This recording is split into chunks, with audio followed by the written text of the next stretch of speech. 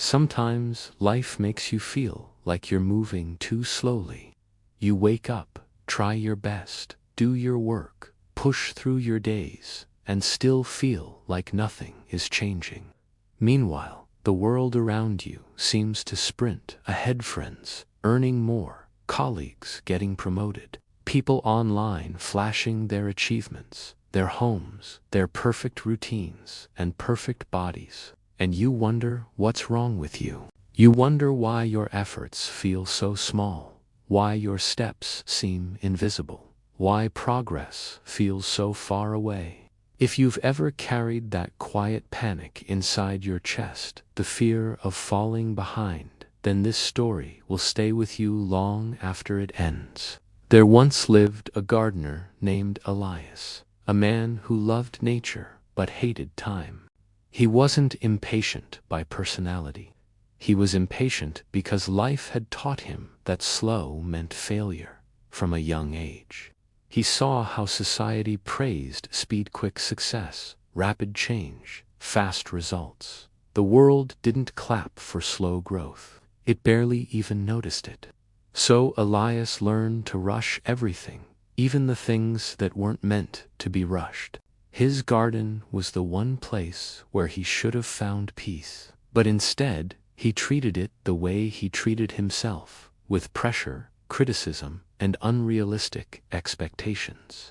Every morning, Elias walked into his small backyard with a watering can and a heart full of hope. He had planted rows of seeds, flowers, herbs, and small fruit plants, but he didn't want them to grow normally. He wanted them to grow miraculously. He checked the soil 10 times a day. He watered until the earth turned muddy. He moved pots constantly, first into the sun, then the shade, then back again, trying to force the plants to respond. He was searching for signs of rapid change, some big leap that would make him feel successful, worthy, and ahead. But plants don't reward pressure, and they don't negotiate with impatience. One gloomy afternoon, after weeks of pushing his garden far beyond what nature intended, Elias stepped outside to check on his progress. What he saw broke him. The leaves were drooping. The stems were weak. Several plants were turning yellow, some brown at the edges. One small sprout he had been so excited about lay bent over completely, unable to hold its own weight. His heart sank. He knelt beside the damaged plants, touched the weak soil, and whispered the same sentence he often told himself: "I did everything right, so why is nothing working?" But the truth hit him harder than any failure. He hadn't done everything right.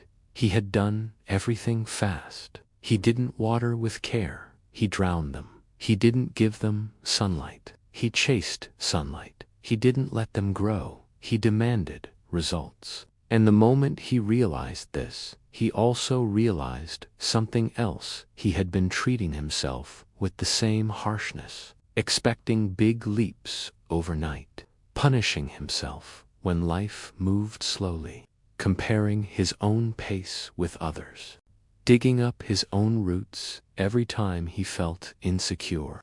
His garden wasn't dying because it was weak. It was dying because it was rushed, just like him. As Elias sat there, holding a wilted leaf between his shaky fingers, his elderly neighbor, Mr. Rowan, walked over.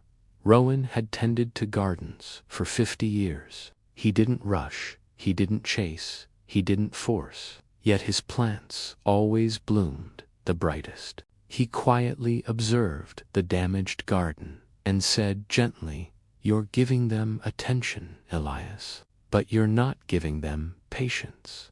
Elias frowned. "Aren't they the same thing?"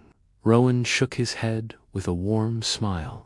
"No, attention is loud, impatient, demanding. Patience is quiet, consistent, trusting." He knelt beside a tiny sprout and touched the soil lightly. "You want big results, but big results come from small steps repeated without panic." Elias let those words sink in. but they didn't fully reach him yet. He was still frustrated, still hurt by the failure in front of him. Sensing this, the old gardener placed a hand on Elias's shoulder and said, "Start again tomorrow, but this time, don't try to make the garden grow fast. Just let it grow." And so Elias tried. The next day, he watered just enough. The day after, he let the sun do its work.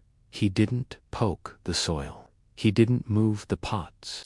He didn't expect miracles. He simply showed up with patience, not pressure. Day after day, the garden didn't transform dramatically, but something subtle began happening. On the third morning, a single leaf straightened itself, a tiny, almost imperceptible change. On the fourth, the soil looked healthier, darker, alive again.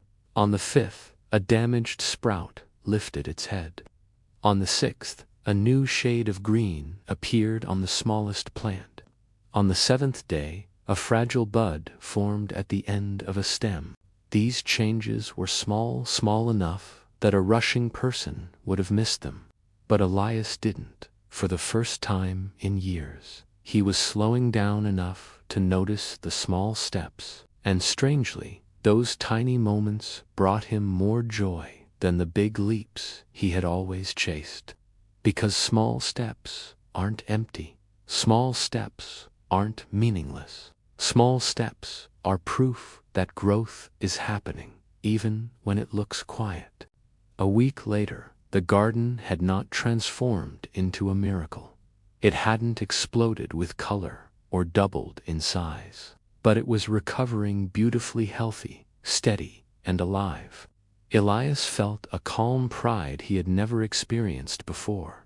And, as if sensing the lesson he was still trying to understand, Mr. Rowan appeared again. "So?" the old gardener asked with a knowing smile. "What did you learn?" Elias thought for a moment. "That growth takes time." Rowan shook his head. "That I don't control everything." Another gentle no. Finally, Rowan looked him in the eyes and said, "Elias, the garden is you. You have been treating yourself the same way, rushing your growth, punishing your slow days, comparing your journey to others. You have been trying to force your life to bloom overnight, and every time it didn't, you blamed yourself." Elias felt something inside him unravel, not he had carried for years. Rowan continued softly, "The wisdom you're looking for, the transformation you want, is hidden in the steps no one sees. The small steps, the consistent ones, the ones that feel too quiet to matter." Elias breathed deeply, and for the first time in a long time, the air didn't feel heavy. He looked at his garden, the gentle leaves, the slow changes, the subtle strength returning, and he finally understood. He didn't need big leaps to feel worthy. He didn't need fast success to feel enough. He didn't need to catch up to anyone.